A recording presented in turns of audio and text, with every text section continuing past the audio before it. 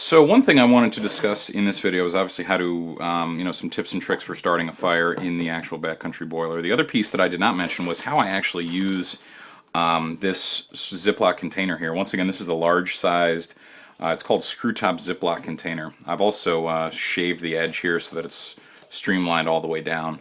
It has a small lip that sticks out, but I've used ones without doing that and it works just fine. But once again, how I actually use this as an eating vessel is what I do is I have all of my my meals prepackaged in a quart Ziploc bag. This is a quart freezer Ziploc bag. This is just beans and rice. I've gotten really into doing my own dehydration of my own food. And this is just a real easy way to do this in my opinion. So you boil all of your water in the backcountry boiler. Then, rather than dumping your food into this or using, once again, you could use this with any cook system. You don't necessarily need to use it just with the backcountry boiler. You could use this with, your Snow Peak kit, your, any sort of pot that you're boiling with. Rather than eating out of the pot itself or dirtying up even a secondary bowl, what I do is I just take my Ziploc container here, I put it inside of the bowl, and what I do is you can take this and you can actually fold it over top of the Ziploc, the actual plastic Ziploc bowl. And now what I've got is, I have the structure from the bowl, but I'm not dirtying it at all. So what I do is, I boil my water up in the backcountry boiler, I add it in, I let this rehydrate, I eat it, and then when I'm done, all I have to do is, my cleanup is, once again, the backcountry boiler has absolutely no cleanup because all you're doing is just adding water to it. When I'm done eating, I just take this bag, roll it up, and this then becomes my trash bag. Or I have, a larger Ziploc that I keep all of my, trash in. That just goes in the trash, and now I have absolutely no cleanup. This is, totally untouched by any kind of food or anything. I don't have to rinse, I don't have to scrub, no cleanup whatsoever. So that's one thing that I really like about this system. So that's what's been working for me. Now let's move on to discussing how to get a fire started in the backcountry boiler.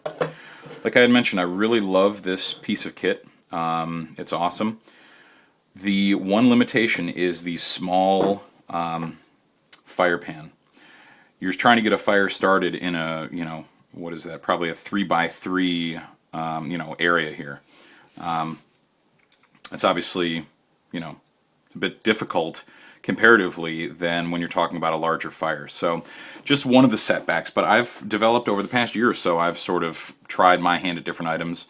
I've used, Vaseline coated cotton balls, I've used dryer lint, and, they may work for some people, but I've just found that this has been the system that's worked the best for me. Once again, what it is it's basically jute twine, which this is also known sometimes as gardening twine. It's sold on a big spindle.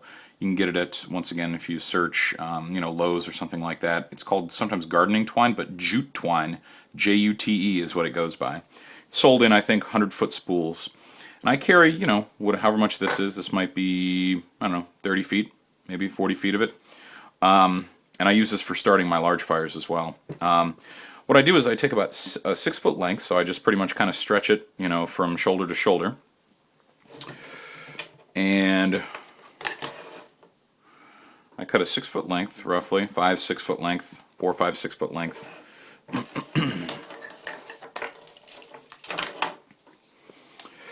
And what this is actually is it's a braided cord, or maybe more accurately, maybe it's a spun cord or twisted.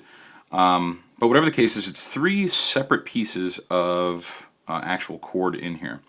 So what you do is you actually have to twist it the opposite way that it's spun.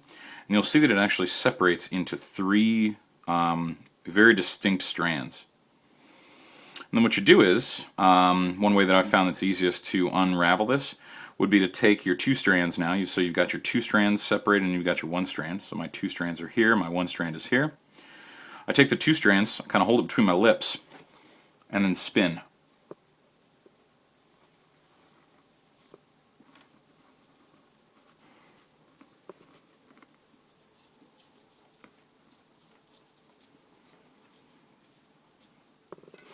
And that, it obviously takes some time, a couple minutes here.